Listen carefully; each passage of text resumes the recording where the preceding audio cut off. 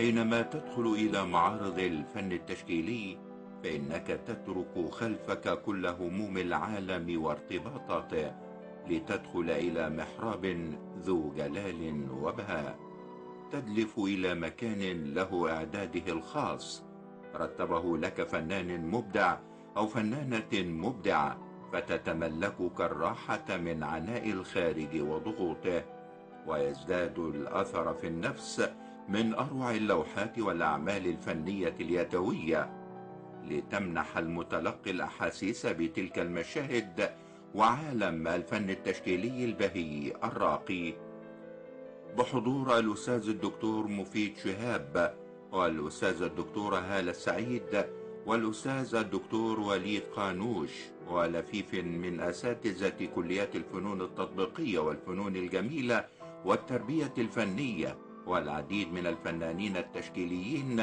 والمهتمين بالفن التشكيلي. تم افتتاح معرض الفنانة الدكتورة سهير عثمان تحت عنوان الهوية وأنا، وذلك بإحدى قاعات الفن التشكيلي بالقاهرة. لوحات وأعمال المعرض متعددة الخامات والألوان والتقنيات ما بين الجرافيك والطباعة والنسيج اليدوي.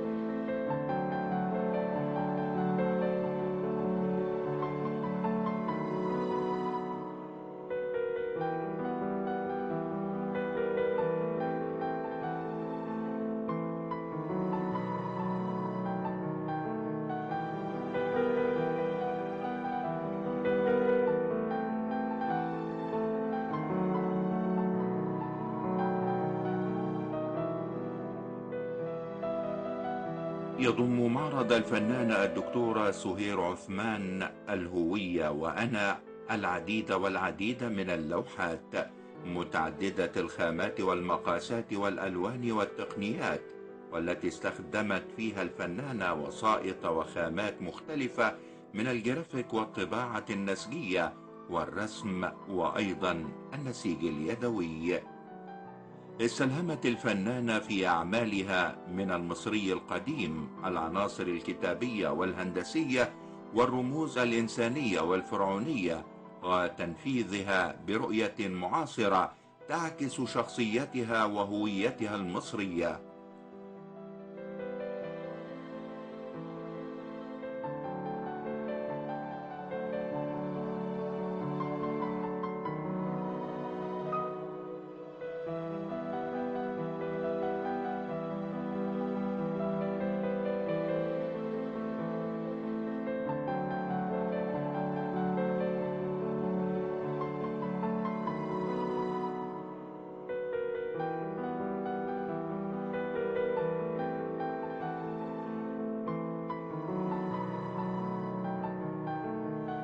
يقول الأستاذ الدكتور وليد قانوش رئيس قطاع الفنون التشكيلية: تحرص الفنانة الدكتورة سهير عثمان على التعبير عن تجربتها من خلال مجالات متعددة ووسائط وخامات مختلفة ما بين الجرافيك والطباعة النسجية والرسم والنسيج اليدوي، تبدو جميعها وكأنها رحلة بحث لتأصيل علاقتها الوثيقة بالتراث والهوية المصرية. هذا المعين الخصب شديد الثراء والتنوع، وهو ما أتاح للفنانة سهير عثمان لغة تشكيلية قادرة على التعبير عن أفكار وموضوعات متعددة والوصول إلى المشاهد أو المتلقي بسلاسة، وذلك من خلال تنوع المكون البصري من حيث الموضوعات والبناء التشكيلي والتوظيف الواعي للعناصر النباتية والحيوانية والهندسية والحروفية، لتقدم لنا في كل عرض أعمالا صبغت بروح الأصالة والمعاصرة في آن واحد.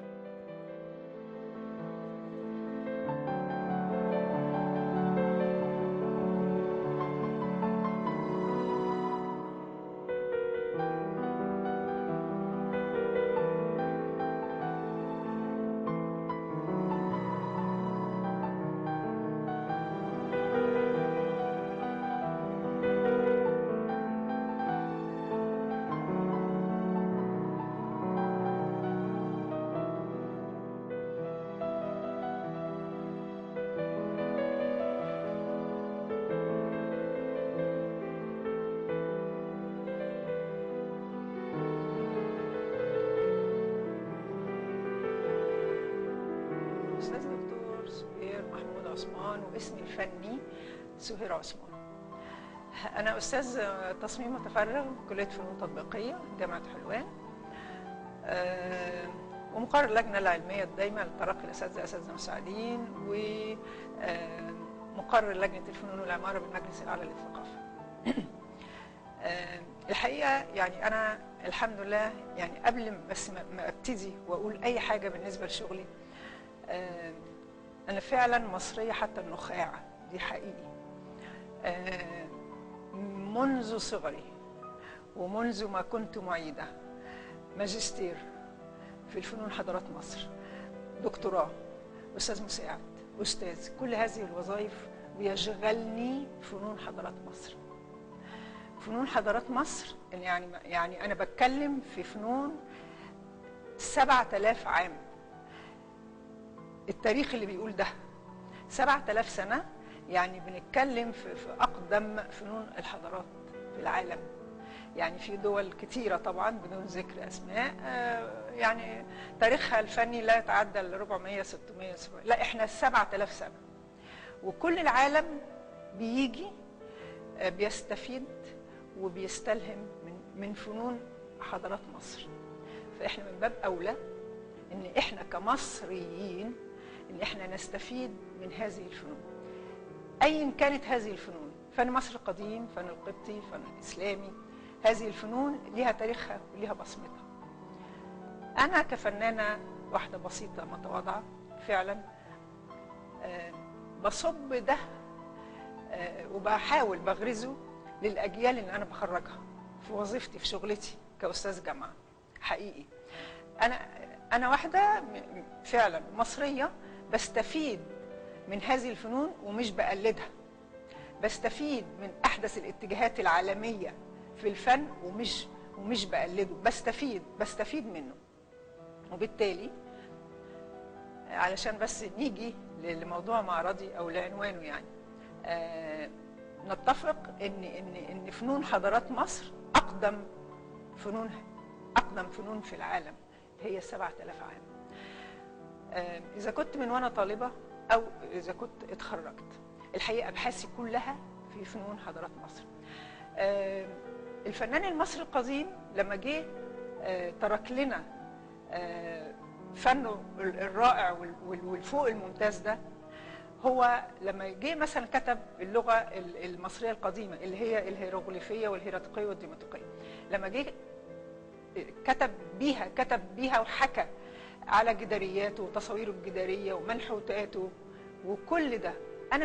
أنا مش باخدها كلغة، أنا باخدها بشكل بيها أحيانا هذه العناصر الكتابية مع العناصر النباتية مع العناصر الشخوص مع الهندسية، بمزجها أيا كانت هذه الفنون في لوحة واحدة، أو بحاول أربط برضو أعمل على مزج الفن المصري القديم بعناصره كلها، القبطي والإسلامي، في صورة حديثة ومعاصرة. يعني ممكن نسمي شغلي كله الأصالة والمعاصرة.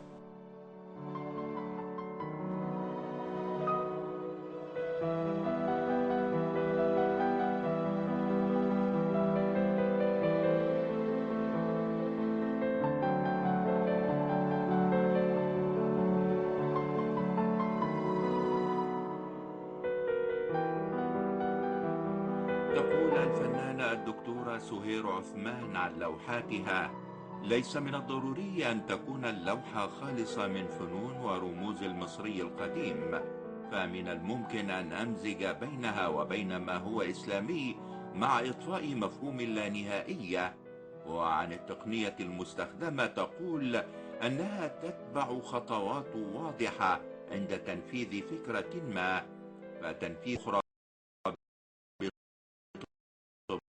بطباعة السلك سكرين، وثالثة بخامة الصوف أو الطباعة على الباتيك أو بالمعلقات المصنوعة من النسيج.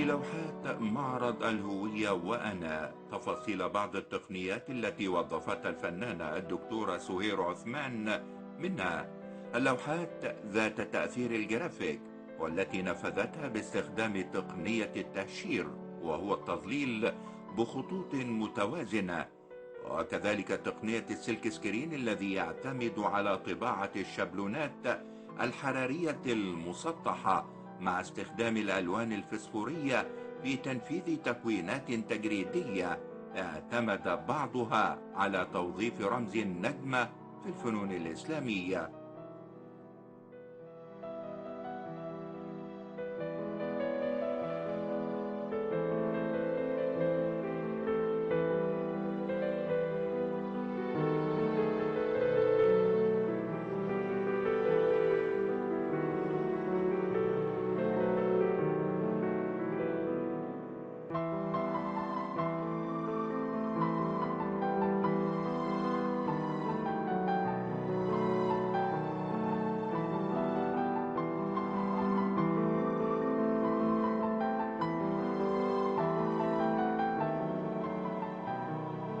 استلهمت الفنانة سهير عثمان جميع أعمالها من فنون حضارات مصر القديمة، القبطي والإسلامي والحديث والمعاصر، فمزجت بين هذه الفنون وعبرت عنها في لوحاتها وأعمالها بالسجاد بأسلوب حديث ومعاصر. فالحضارة المصرية غنية بالأعمال الفنية التي يجب أن تتدخل في كل شيء بالحياة، وأن السجاد ليس فقط للوضع على أرضيات، فهو لوحات فنية يتم تعليقها على الحوائط.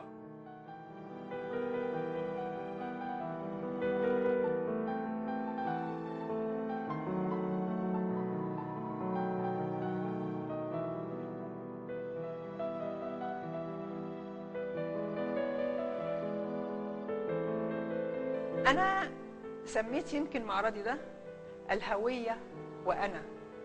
الهوية دي ليها موضوعها وأنا ليها موضوعها.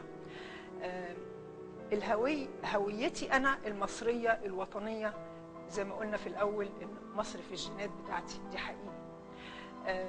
أنا باخد من هذه الفنون زي ما قلنا، أنا مش بقلدها، أنا بستفيد منها بهويتي أنا.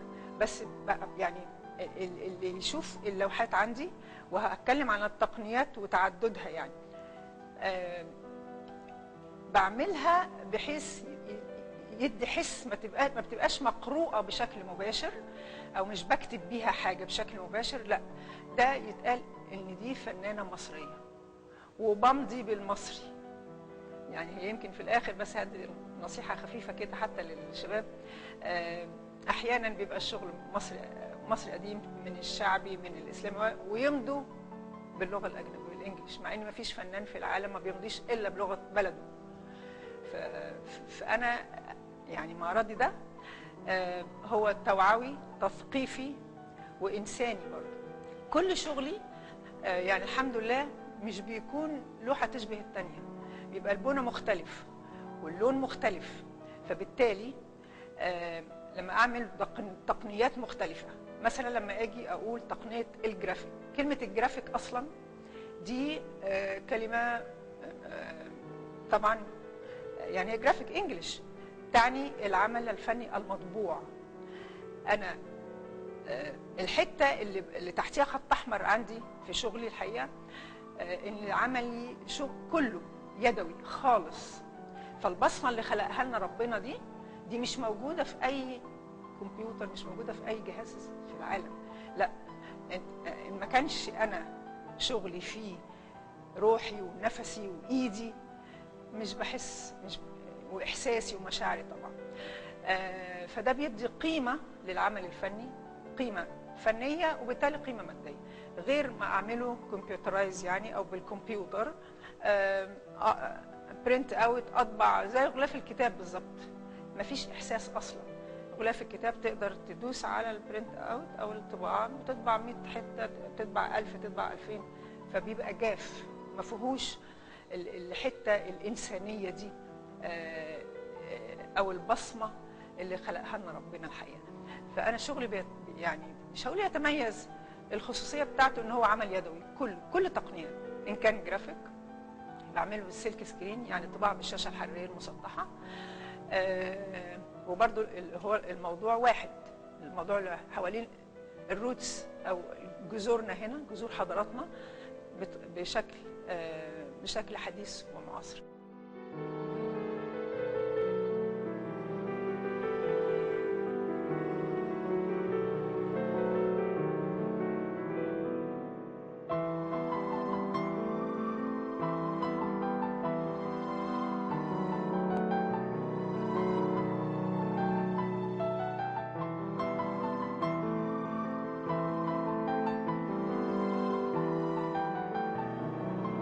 ركزت الفنانة الدكتورة سهير عثمان على التقنيات والمادة الوسيطة وعلى الخصائص الشكلية للمادة، ليصبح هدف التقنية أن تطوع المادة بطريقة معينة بالاستفادة من الإيقاعات والتوافقات والاختزال والتسطيح والتكوينات البارعة بأسلوب مبتكر، فتظهر العناصر في نقائها المجرد مع اختيارها للألوان الأكثر صفاء والأكثر نضارة، بل والمتشعبة بالنور.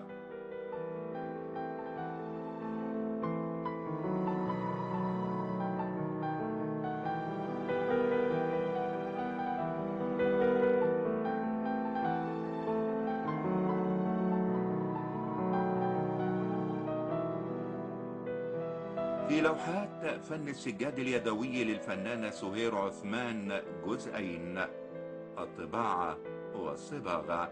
والصباغة الباتيك تعني الصباغة على القماش بطريقة المناعة الشمعية، والتي تكون بتغطية مساحات معينة بأنواع من المواد الشمعية لتعطي صلابة، فتحدث التأثيرات الخاصة بالباتيك وتعطي إحساسا جميلا بتلقائية الخطوط الملونة.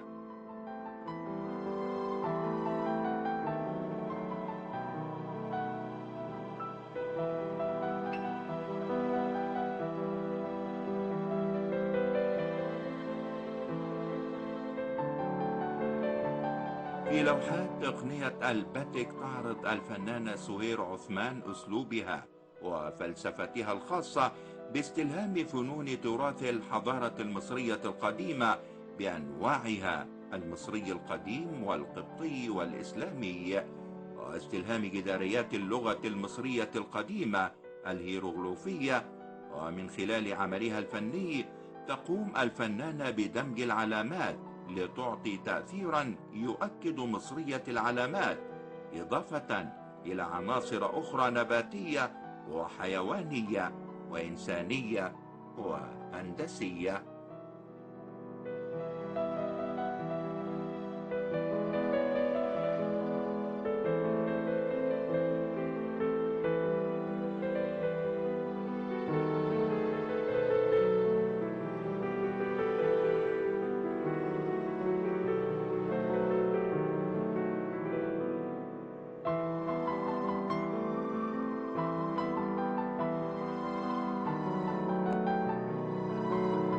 طباعة المنسوجات برضو نفس الكونسبت، هو الفلسفة اللي ماشية عليها هي سواء طباعة منسوجات أو بالذات السجاد اليدوي الهاند تافت. ما كانش برضو أنا المعلق النسج ده بعمله بإيدي أنا، وبمسك المقص وأقص إمتى الغائر وإمتى البارز وإلى آخره. الحقيقة هو ده اللي بيميزه، غير ما يكون معمول على مكن، يعني غير السجاد الميكانيكي. كلمة ميكانيكي يعني برضو بالكمبيوتر سواء بيطبع أو بيتنسج بيبقى جاف، يعني آلي، يعني شغل آلي وليس يدوي. الحقيقة برضو هنا أنا عاملة في معرضي إذا كان جرافيك، إذا كان معلقات نسجية مطبوعة، أو إذا كان نسجية، أو إذا كان خيامية حقيقة، أو إذا كان رسم، كله بيدور حوالين الموضوع اللي قلت عليه في الأول خالص، اللي هي الهوية أو الخصوصية أو الوطنية أو الأصالة بشكل حديث ومعاصر وفي تقنيات مختلفة. والدليل لما أمسك أشتغل أي لوحة، يعني بمثال بسيط كده، لو رسمت زهرة مثلا، الزهرة دي هي الزهرة، لو عملتها على النسيج تختلف عن السجاد، تختلف عن الرسم إذا كان بأنواعه بقى، ألوان مائية اللي هي الأكواريل أو الزيتية أو إلى آخره، تختلف عن طباعة الإتشنج، طباعة الزنك، قوالب الزنك، تختلف عن السلك سكرين طباعة. العنصر واحد بس بالتقنيات المختلفة أكيد بتدي نتائج مختلفة أيا كانت هذه النتائج، يعني سواء إيجابية أو غير إيجابية. فيعني أنا بقول معرضي أتمنى يعني بشكل عام وشريحة الشباب بشكل خاص ضرورة الالتزام بهويتنا لسبب بسيط جدا كل العالم بتستفيد بيها. فاحنا احفاد الفراعنه، يعني الطبيعي ان احنا يعني نستفيد بيها فعلا. ومش عايزه اقول حتى في المراجع والكتب والموسوعات، الحقيقه اللي بيكتب عن فنون حضاراتنا اجانب للاسف، في مصريين، لكن كمقارنه فعلا طبعا يعني هم اللي بيستفيدوا اكتر، وهم بيجوا من اخر بلاد العالم. ليه؟ عشان يشوفوا يعني فنون حضاراتنا. يعني لو حته التوعيه دي تبقى موجوده بالذات يعني الاطفال، ده يبقى شيء جيد الحمد لله.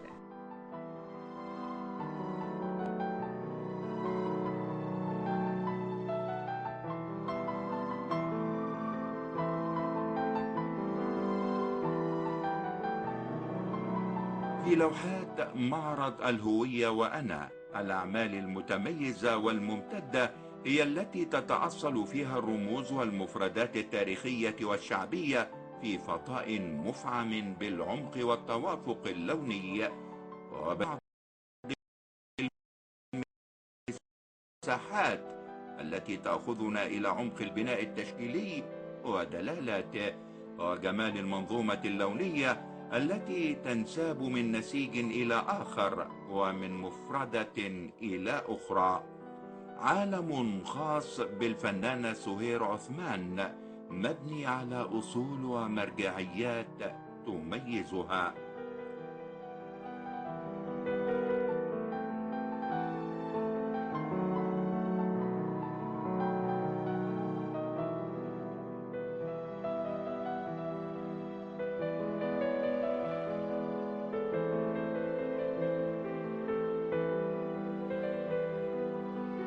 تميل الفنانة الدكتورة سهير عثمان في لوحاتها إلى ألوان البيئة المصرية في لون الحجر ولون الشمس ولون النيل ولون السماء، حتى يتمكن المتلقي أو المشاهد من أن يعيش مع القصة التي تريد الفنانة سردها من خلال لوحاتها.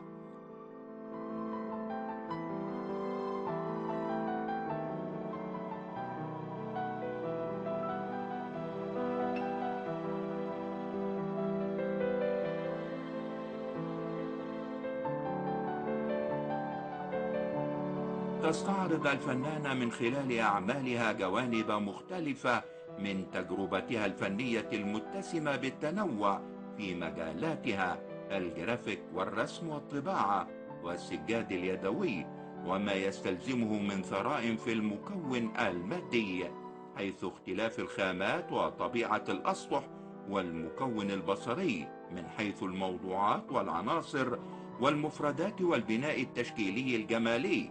هذا التنوع هو ما يكسب هذه الإطلالة أهمية وتميز. ومعرض الهوية وأنا للفنانة الدكتورة سهير عثمان.